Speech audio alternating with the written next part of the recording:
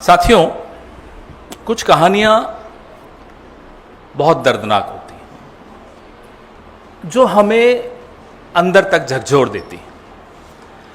पीछे स्लाइड्स जो चल रही हैं वो भी देखते रहिएगा, और सोचने पर हम सब मजबूर भी हो जाते हैं, क्योंकि जो हमारे समाज के उन अंधेरे कोनों में रोशनी पड़ती है जहां बच्चों का, मासूमों का शोषण हो रहा। ये जो कल आप सबने सुना, केरला में 26 साल का एक इंजीनियर आनंदू अजी, ये उसकी कहानी है। और ये एक कहानी नहीं है, एक त्रासदी है। It's not a story, it's a tragedy. And there are some tragedies which shake you up, which should ideally shake the entire society up. ये जो आत्महत्या आनंदू अजी ने की और एक शेड्यूल किया अपना इंस्टा का पोस्ट, ये जो आपके सामने चल रहा है, ये एक ऐसी कहानी है, उसको मजबूर किया गया आत्महत्या करने के, उसको धकेला गया आत्महत्या करने के। He was forced, he was pushed to commit suicide.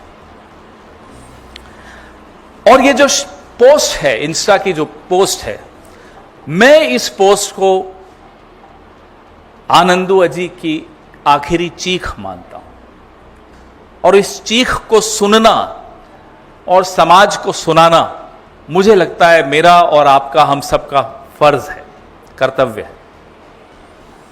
क्योंकि जब तक इस चीख को हम सुनेंगे नहीं,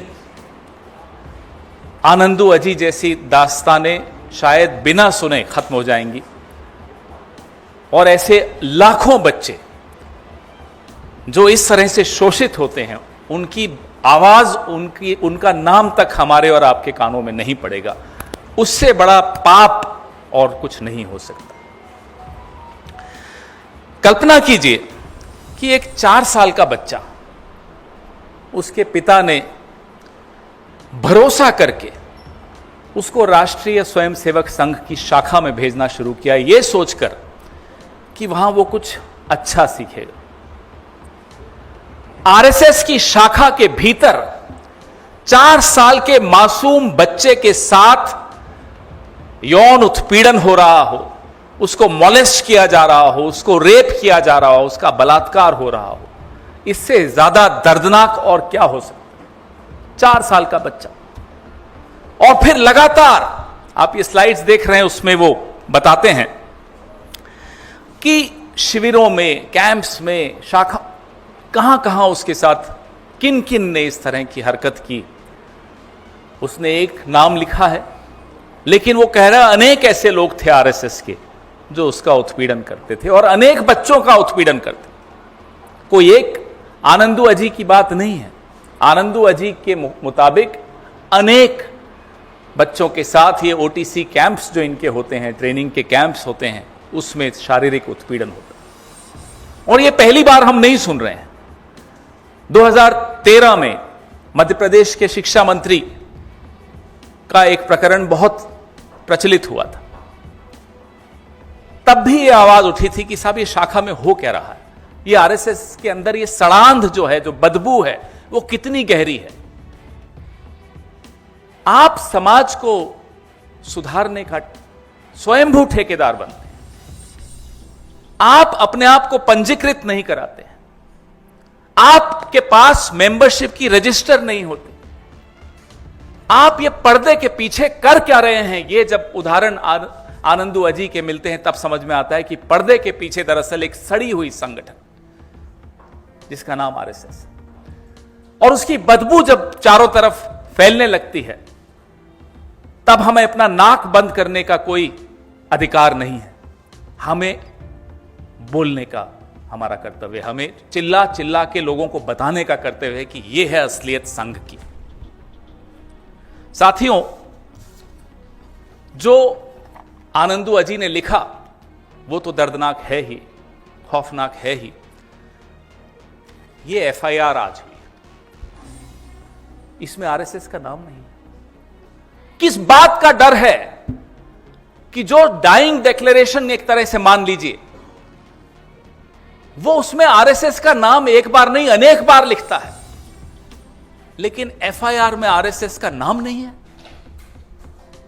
यह क्या आतंक है, क्या मजबूरी है कि आपको आरएसएस का नाम लिखने में डर लग रहा? ये कैसा संगठन है साहब? सिस्टम घबरा जाए, क्या उस संगठन का होना इस समाज के लिए, इस सिस्टम के लिए, इस सरकार के लिए, इस देश के लिए अच्छा है, जिससे सिस्टम डरता हो? ये एफआईआर की कॉपी मैं आपको सर्कुलेट करूंगा। आनंदू अजी,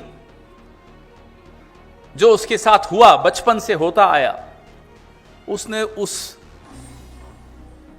दुर्भावना से, जो उसके अंदर एक अवसाद था, उससे लड़ने का बहुत प्रयास किया। 22 साल तक लड़ा और 22 साल तक झेलता भी रहा जो उसके साथ हो रहा था। फिर उसने हार मान ली। और जब आप उसका पत्र, उसका जो पोस्ट है वो पढ़ेंगे, तो आपको मालूम पड़ेगा कि वो अपनी मां से माफी मांग रहा है, अपनी छोटी बहन से माफी मांग रहा है। वो कह रहा है मेरे जीवन के सबसे अच्छे अगर कोई अनुभव हैं या सबसे अच्छे रिश्ते अगर वो हैं तो मेरी मां और मेरी छोटी बहन से हैं। आपके आंखों में आंसू आ जाएंगे जब वो उसकी पोस्ट का वो हिस्सा आप पढ़ेंगे। कैसे भेड़ की खाल में छुपे हुए भेड़िए ये संगठन चला रहे हैं। 100 साल मना रहे हो, डाक टिकट जारी हो रहा है, सिक्का जारी हो रहा है, हो क्या रहा है अंदर? हम अब तक ये सोचते थे। मैं एक छोटे शहर से आता हूं, जहां बचपन में हम सुबह खेलने जाते थे तो दादी कहती थी कि उस मोहल्ले के पार्क में मत जाना। क्यों नहीं जाना? बोले वहां शाखा लगती है। तो क्या होगा शाखा लगती है? तो मैं बच्चा था, पूछते थे, बहस करते थे। बोले नहीं, बच्चों को खराब कर देते हैं। ये बात मुझे कल तक नहीं समझ में आई थी, माफ कीजिएगा। मैं सोचता था कि वो जहर दिमाग में डाल देते हैं, मानसिकता खराब करते होंगे। कल जब मैंने ये पढ़ा तो समझ में आया कि बच्चों को खराब कर देते हैं क्यों बोला जाता था। माफ कीजिएगा, ये अपने आप को संस्कारी बताते हैं, ये अपने आप को राष्ट्रवादी बताते हैं, ये हमारे धर्म के ठेकेदार बन के घूम रहे हैं, और अंदर ये हो रहा है। सबसे बड़ा उपकार अगर हम आनंदू अजी जैसे लाखों बच्चों के साथ अगर कुछ कर पाएंगे तो वो ये कर पाएंगे कि इन्हें एक्सपोज करिए। इस संगठन को एक्सपोज करना बहुत जरूरी है।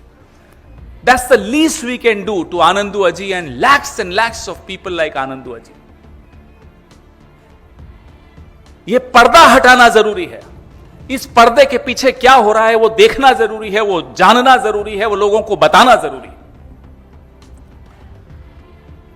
आनंदू की मौत पर इस तरह के पर्दे नहीं चाहिए। यह आनंदू की मौत पर एक पर्दा है, जहां आरएसएस का आप नाम नहीं लिख रहे। यह पर्दा डालने का षड्यंत्र शुरू हो चुका है। इसकी ऐसी जांच होनी चाहिए और ऐसी सजा मिलनी चाहिए कि जो समाज के लिए एक उदाहरण बने। जो भी इस तरह की संस्थाएं चलाते हो, वो सामाजिक संस्था हो, वो धार्मिक संस्था हो, वो राजनीतिक संस्था हो, किसी धर्म से संबंधित हो, किसी जाति से संबंधित हो, उनको सबक सिखाना बहुत जरूरी है।